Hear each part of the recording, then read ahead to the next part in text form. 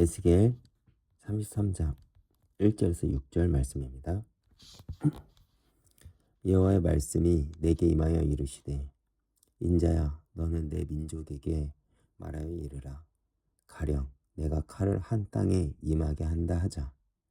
그 땅 백성이 자기들 가운데 하나를 택하여 파수꾼을 삼은 그 사람이 그 땅에 칼이 임함을 보고 나팔을 불어 백성에게 경고하되 그들이 나팔 소리를 듣고도 정신을 차리지 아니하므로 그 임하는 칼에 제거함을 당하면 그 피가 자기의 머리로 돌아갈 것이니라. 그가 경고를 받았던들 자기 생명을 보존하였을 것이나 나팔 소리를 듣고도 경고를 받지 아니하였으니 그 피가 자기에게로 돌아가리라.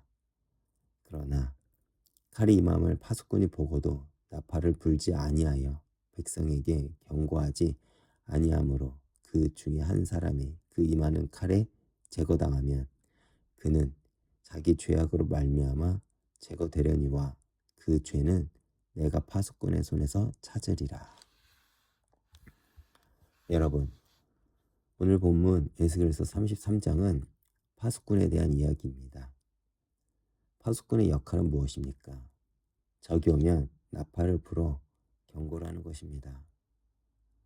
오늘 본문을 보면 두 가지 상황이 나옵니다. 첫 번째는 파수꾼이 적을 오는 것을 보고 나팔을 불어서 경고했는데도 불구하고 대비하지 않아서 죽임을 당하는 경우입니다. 그렇다면 그 피가 누구의 머리로 돌아갈까요? 4절과 5절을 보면 그 피가 자기의 머리로 돌아갈 것이라고 경고를 합니다. 곧 파수꾼의 책임이 아니라 그 말을 순종하지 않는 자기 책임이라는 것입니다. 그런데 두 번째 경우는 무엇입니까?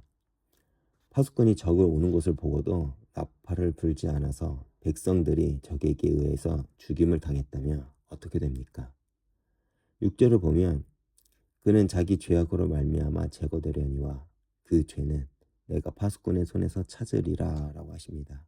즉 그 책임이 곧 파수꾼에게 있다는 것입니다.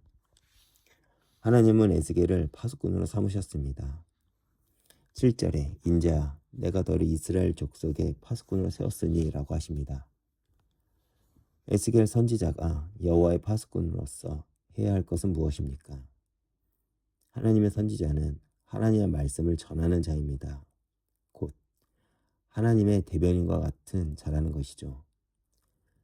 그렇기에 선지자는 자기의 말을 전하는 것이 아니라 하나님의 말씀을 그대로 전해야 하는 것입니다. 이것이 하나님의 참된 선지자이죠. 그런데 이스라엘 역사를 보면 참된 선지자보다 거짓 선지자가 절대적으로 많았습니다. 왜 그랬을까요? 사람들의 그 본질은 창세기 3장 속에서 죄인으로 출발했기에 하나님의 말씀을 본능적으로 거부합니다. 그래서 요한복음 3장 19절에서는 그 정죄는 이것이니 빛이 세상에 왔을 때 사람들이 자기 행위가 악함으로 빛보다 어둠을 더 사랑하니라 라고 했습니다. 그래서 거짓 선지자는 누구일까요? 바로 하나님이 아닌 사람을 좋게 하는 메시지를 전달하는 자입니다. 그들이 선포하는 메시지에 많은 사람들이 더 반응하고 좋아했습니다. 그럼에도 파수꾼으로 부름받은 자들은 사람들이 싫어하더라도 하나님의 말씀을 전달하는 자들입니다. 그런데 그 길은 만만치 않습니다. 하나님의 말씀, 심판을 전하는 선지자들은 대부분 우리가 피하고 싶은 순교의 자리까지 서게 됩니다. 사실 이것은 우리들도 마찬가지죠. 우리가 복음을 안다는 것은 이 땅의 파수꾼으로서 부름을 받았다는 것입니다. 다시 말해 내가 있는 그 삶의 자리 속에서 하나님의 말씀을 증거하도록 부름을 받았다는 것입니다. 그렇다면 어떻게 우리는 삶의 현장 속에서 하나님의 말씀을 증거할 수 있을까요? 그 비밀이 바로 십자가입니다. 우리가 날마다 십자가의 길을 선택할 때 세상은 우리를 주목할 것입니다. 그런데 사실 우리는 십자가의 길을 피하고 싶습니다. 왜냐하면 내 자아가 죽어야 하고 그 길은 곧 고난이요 희생이기 때문입니다. 그래서 마태복음 16장 24절에서 아무든지 나를 따라오려고 하든 자기를 부인하고 자기 십자가를 지고 나를 따를 것이라고 했습니다. 그런데 우리는 자기를 부인하는 것을 극도로 싫어하죠. 만약 우리가 십자가를 선택하고 그 삶으로 예수를 그리스도라 선포함에도 불구하고 그들이 하나님 앞에 돌아서지 않는다면 어떻게 될까요?